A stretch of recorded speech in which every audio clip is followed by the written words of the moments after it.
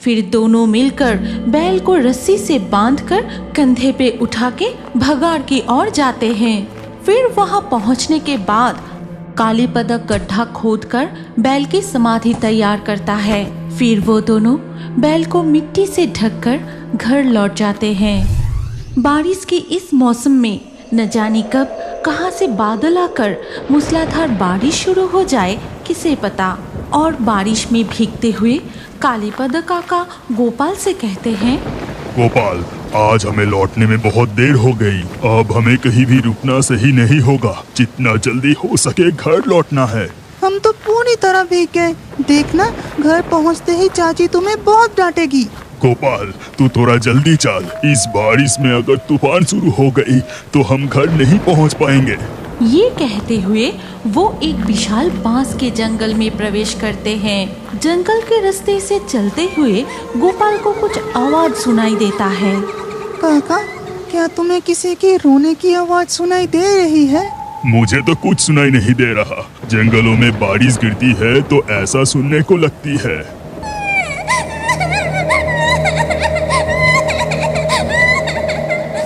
हाँ काका, सच में कोई बच्ची रो रही है। गोपाल की बातों पर ध्यान ना देते हुए काका चलता ही रहा। जब वो बांसों का जंगल पार करके खेतों के रास्ते से चलने लगे तब बादल घट के बारिश बिल्कुल रुक जाती है। इस बारिश से छुटकारा मिला। अब किसी तरह घर पहुंचना है बस। तभी कालीपद काका चांद की रोशनी में देखते हैं कुछ दूरी पर एक तार के पेड़ के नीचे कोई खड़ा है। तभी उसके कानों में किसी की रोने की आवाज आती है। गोपाल, तुम मेरा हाथ कसकर पकड़। अगर रास्ते में कोई सामने आया तो उसके साथ बात मत करना। ठीक है, लेकिन सच में कोई बच्ची रो रही है। मुझे अभी भी सुनाई दे रही है। चलते हुए वो दोनों तार के पेड़ के पास पहुंचते ही काले परछाई अचानक उनके सामने आ जाता है।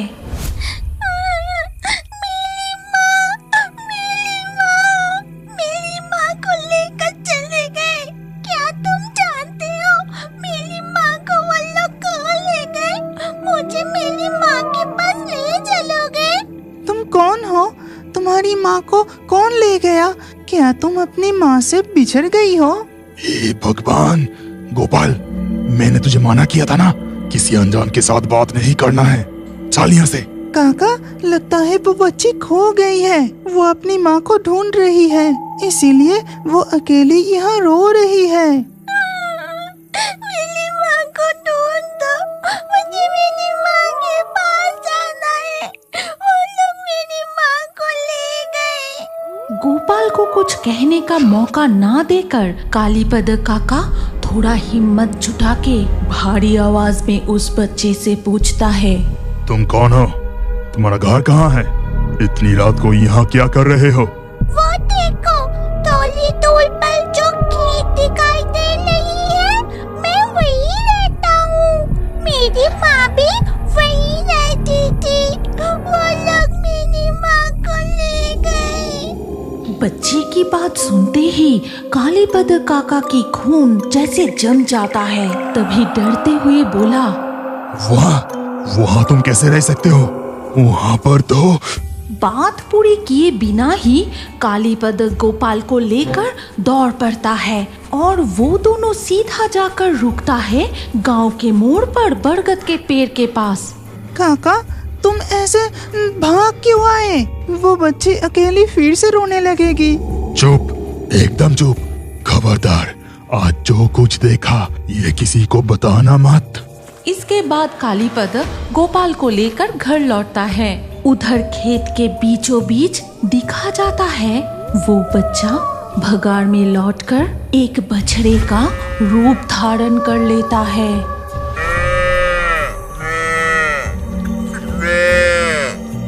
वो बछड़ा एक आत्मा में बदलकर मिट्टी के अंदर घुस जाती है। अगले दिन सुबह गोपाल की काकी माधवी उसे लेकर गौशाला में दूध निकलने जाती है। गोपाल, तू बछड़े के रस्सी कस कर पकड़, मैं जल्दी जल्दी दूध निकल लेती हूँ। ठीक है चाची। गोपे बछड़े की रस्सी पकड़कर खड़ा रहता है और माधवी गाय से दूध निकलने लगती है। ठीक उसी वक्त देवर जी, ओ देवर जी, घर में हो क्या? क्या हुआ काकोली भाभी, तुम्हें इतना उदास क्यों लग रही है? और तुम्हारी आवाज भी सब ठीक तो है ना? तभी कालीपद कमरे से बाहर आकर कहता है, भाभी कुछ जरूरी काम है क्या? हाँ देवर जी, हमारा बैल कल रात को मर गया, उसे भगाड़ में ले जाना होगा। मेरे पति के साथ जाने के लिए आपको बुलाने आई हूँ। ठीक है, मैं जा रहा हूँ। ये कहकर कालीपद प्रताप के घर जाता है। फिर दोनों मिलकर बैल को रस्सी से बांधकर कंधे पे उठा के भगाड़ की ओर जाते हैं। फिर वहाँ पहुँचने के बाद कालीपद कहता है, प्रताप, मैं जल्दी से गड्ढा खोदता हूँ। खुले जगह बैल को छोड़ जाना ठीक नहीं होगा, उससे प्रदूषण होता है। इसे समाधि देना ही सही होगा। कालीपद गड्ढा खोदकर बैल की समाधि तैयार करता है। फिर वो दोनों बैल को मिट्टी से ढककर घर लौट जाते हैं। फिर धीरे धीरे शाम ढल के रात हो जाती है, लेकिन शाम से ही लगातार बारिश हो रही है।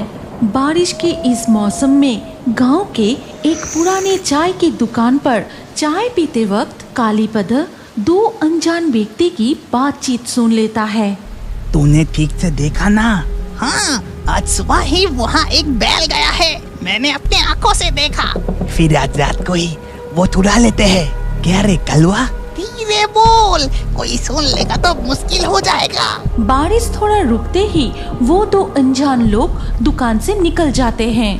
फिर कालीपद भी चाय की दुकान से लौट आता है। फिर आधी रात को दिखा जाता है चाय की दुकान के वो दोनों अनजान लोग में से एक भगाड़ पर मिट्टी खोद रहा है। कलवा, जल्दी से मिट्टी खोद। क्या कर रहा है? हो गया है, बस थोड़ी सी बाकी है। हो गया। पंचा मिट्टी खोदकर देखता है कि वहाँ एक बछड़े की शव है। कह रे कलवा, तूने तो कहा सुबह एक बड़ा बैल दफनाया है, तो वो कहाँ गए? भले तेज हाथ ना लगा तो पैसा नहीं मिलेंगे। ठीक है, मैं फिर से खोद कर देखता हूँ। रुक, उतना समय नहीं है, सुबह हो जाएगी। इधे ही बांध कर ले चल। फिर कलुआ और पंचा बछड़े को रस्सी से बांधकर थोड़ी दूर जाते ही उन्हें सुनाई देता है, बचाओ, बचाओ, मुझे बचाओ, बचाओ। उस्ताद, तुम्हें सुनाई दे रहा है? इतनी रात को बचाओ बचाओ कौन चिल्ला रहा है? हाँ, ठीक कहा, लेकिन आसपास तो कोई दिखाई नहीं दे रहा। मुझे कुछ गड़बड़ लग रहा है। जल्दी यहाँ से भाग कलवा। रोने की आवाज और भी तेज होने लगी। मैं नहीं जाऊंगी, मुझे छोड़ दो, बचाओ, बचाओ। तभी भगाड़ के बीचों बीच उनके सामने प्रकट होता है एक डरावनी काले राक्षस जैसी गाय की भूत। उसका तेज दहाड़ से पूरा भगाड़ कांप उठता है। अरे बाप रे, बचाओ! वो दानव जैसी गाय की भूत धीरे धीरे पंचा और कलुआ की ओर बढ़ने लगा। वो दोनों बछड़े को वहीं छोड़कर जैसे ही भागने की कोशिश करता है, तभी वो डरावनी गाय की भूत उनके रास्ता रोक लेता है और वो बछड़ा खुद को रस्सी से छुड़ाकर खड़ी होके कहती है, वो दोनों मेरी माँ को यहाँ से लेकर चले गए। उन्हें छोड़ना मत, उन्हें सजा दो उन्हें। पापी इंसानों, इतनी हिम्मत तुम लोगों को कैसे हुई? मरने के बाद भी हमें यहाँ चैन से रहने नहीं देगा। आज तुम दोनों को मैं। ये कहकर वो गाय की भूत अपने नुकीली सींग से उन पर हमला करता है। उन दोनों को जमीन पर गिरा के फिर अपनी नुकीली दांत से अगले दिन सुबह काकोली दौड़ते हुए माधवी के आंगन में आकर कहती है, कल रात की वो खबर सुना? भागाड़ में क्या हुआ? 2 लोगों की लाश मिली। लगता है वो लोग मरी हुई गाय चुरा कर ले जा रहे थे। सब लोग यही कह रहे हैं। नीना गाय को बांध के कंधे पे उठाए सुनसान जमीन पे फेंकने के लिए जाते हैं और वहाँ जाके बस इसे इधर ही फेंक दो, रात को लोमड़ियों के झुंड आके खा जाएगा। क्या रे रघु, जलसा देख के तुझे कैसा लगा? बहुत अच्छा लगा चाचा, लेकिन क्या माते सीता सच में आग के ऊपर से चल रहे थे? और हनुमान जी वो पहाड़ को कैसे उठा के लाए? अरे बेटा, वो लोग नाटक कर रहे थे। बड़े हो जाओ सब समझ जाओगे। अभी यहाँ से जल्दी चलो, हमें नदी पार करके एक सुनसान जमीन भी पार करके जाना है। ऊपर से रात बहुत गहरी हो गई है, जल्दी चलो। ठीक उसी वक्त पीछे से एक बछड़े की आवाज सुनाई देती है।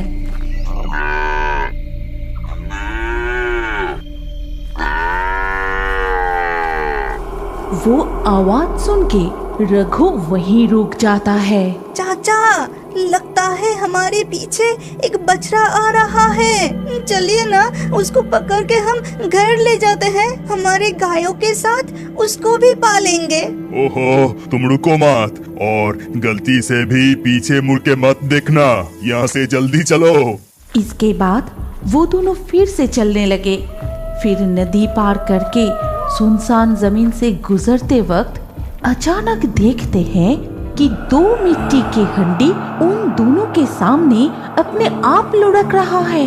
इधर वो बछड़ा पीछे से पुकारते ही जा रहा है और ठीक उसी वक्त ना जाने कहां से एक गाय की हड्डी आके गिरा। चुप चुप, जरा सा भी आवाज मत करो और गलती से भी पीछे मुड़ के मत देखना। आओ, तुम्हें कंधों पे बिठाता हूँ। तभी उसके चाचा ने रघु को कंधे पर उठाया और तेजी से घर की ओर चले गए। इसके बाद बिस्तर पर लेटे हुए रघु अपने चाचा से पूछता है, चाचा, चाचा, तब वहाँ पे वो सब क्या हो रहे थे? और वो बछड़ा किसका था? हमारे पीछे पीछे आ रहे थे, फिर अचानक गायब भी हो गए। वो क्या था पता है? वो था गाय की भूत।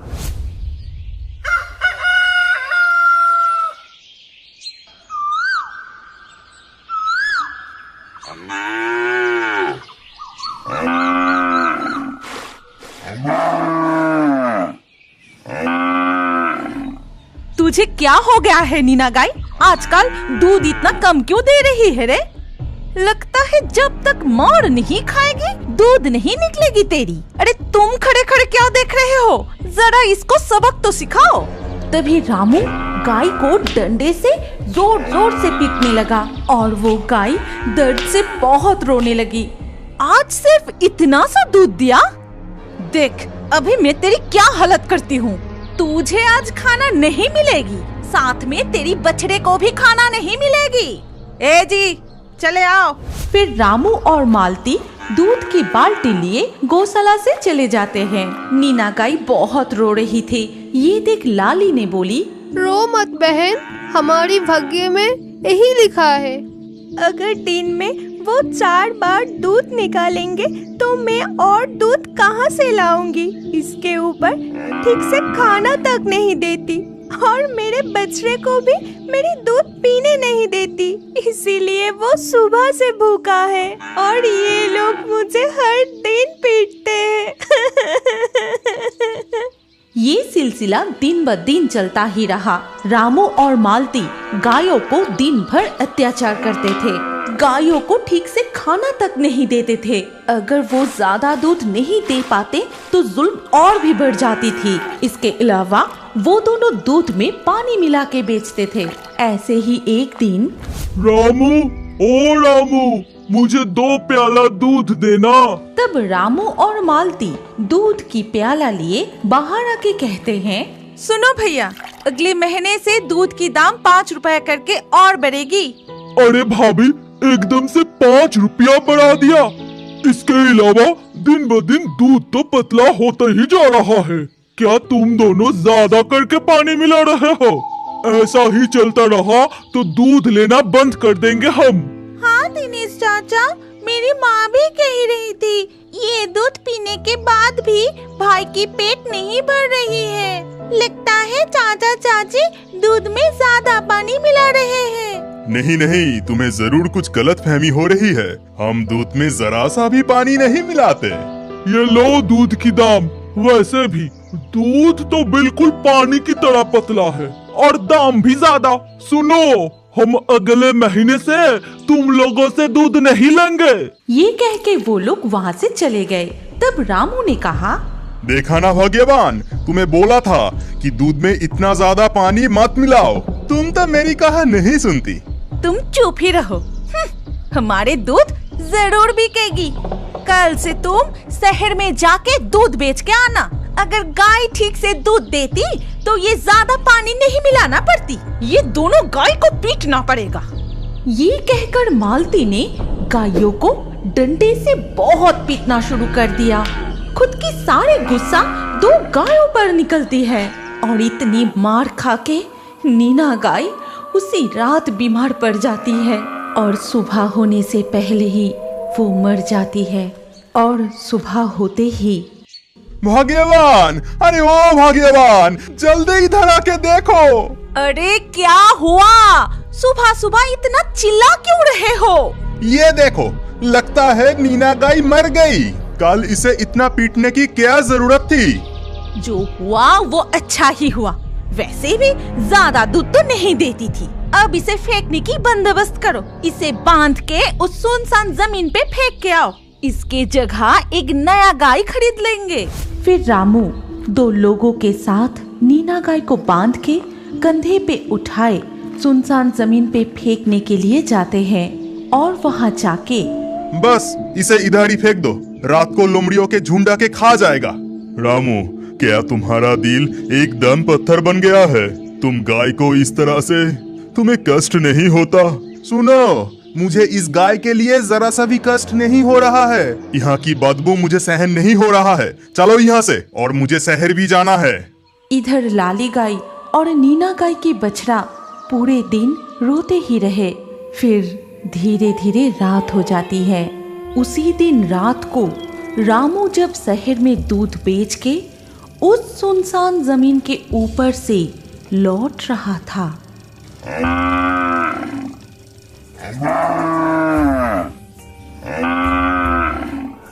अरे बाप रे, इस सुनसान जगह में इतनी रात को गाय की आवाज कहाँ से आ रही है? रामू ने इधर उधर देखते ही उसे नजर आया कि एक बड़ा सा काली चीज पेड़ के नीचे से पुकार रही है। अरे वो रहा गाय। इतनी रात को मेरी तो पूरी लॉटरी लग गई। न जाने किसकी गाय है, लगता है किसी की गौशाला से भाग आई है। मैं इसको पकड़ के घर लेके जाता हूँ। मेरा पैसा भी बच गया और फ्री में गाय भी मिल गई। फिर रामू वो गाय को लेकर घर लौट आता है और गौशाला में बांध के वो कमरे में चला गया। इसके बाद रात के खाना खाते समय रामू अपनी पत्नी को सारी बात बताते हैं। लेकिन रात गहरी होते ही अचानक से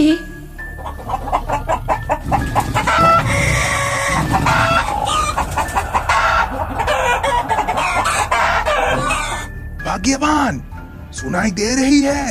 ध्यान से सुनो। बाहर सारी मुर्गियाँ इस तरह से चिल्ला क्यों रहा है? वो आपस में लड़ रहे होंगे। तुम अब सो जाओ, कल सुबह देखेंगे।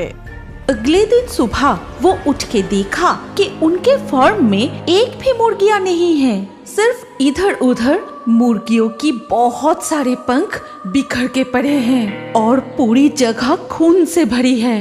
हाय हाय हाय, ये क्या हो गया? हमारे सारे मुर्गियों को लगता है कोई जानवर आके खा गया। उसी दिन शाम को जब रामू और मालती दूध निकलने गए तो देखा कि बछड़ा लाली का दूध पी रहा है। ये देख उन दोनों को बहुत गुस्सा आता है। तभी रामू बछड़े को पीटने के लिए जैसे ही छड़ी उठाए, ठीक उसी वक्त वो काली गाय रामू को लात मार के फेंक देती है। अरे बाप रे!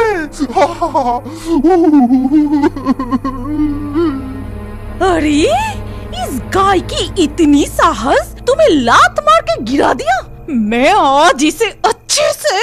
ठीक उसी वक्त वो काली गाय दहड़ता हुआ उनके तरफ आने लगे। खून जैसी लाल उसकी दो आंखें, मुंह से लार टपक रही है, नुकीला दांत, दो सींग चाकू जैसा चमक रहा है। इसकी चेहरा है भयानक काले दानव की तरह। अरे बाप रे! ये तो राक्षस जैसी चेहरा, ये तो गाय की भूत है। रामू और मालती गाय की ऐसी भयानक रूप देख के सारे होश खो बैठे। इसके बाद अगले दिन सुबह गांव के लोग जब उस सुनसान जमीन से गुजर रहे थे, तब उन्होंने देखा कि रामू और मालती की लाश वहां पड़ा हुआ है। क्या अब बड़े होकर भी कार्टून देखना पसंद करते हैं? तो अपना नाम कमेंट करें और हमारे पिछले वीडियो से लाकी ड्रॉ में चुने गए नाम हैं अर्घो, नीकू, गौतम, मोहित, कृपा, रियन, कार्तिक, रुद्रो, रीमा, आशीष, परवीन, नीला, दिलीप, रिया, दीपांशु, रोशन। जिन दर्शकों ने हमारे चैनल को सब्सक्राइब करके फिर कमेंट में अपना नाम लिखा, हमारे अगले वीडियो में उन्हीं के नाम चुने जाएंगे। इसीलिए फेयरी टून्स यूट्यूब चैनल को जरूर सब्सक्राइब करें और स्क्रीन पर आई हमारी अगली कहानी भी देखें। उसमें भी आपका नाम हो सकता है। अगर नाम नहीं आया तो अगले वीडियो में आपका नाम लिख दीजिए। सोच क्या रहे हैं? जल्दी से क्लिक करके देखिए।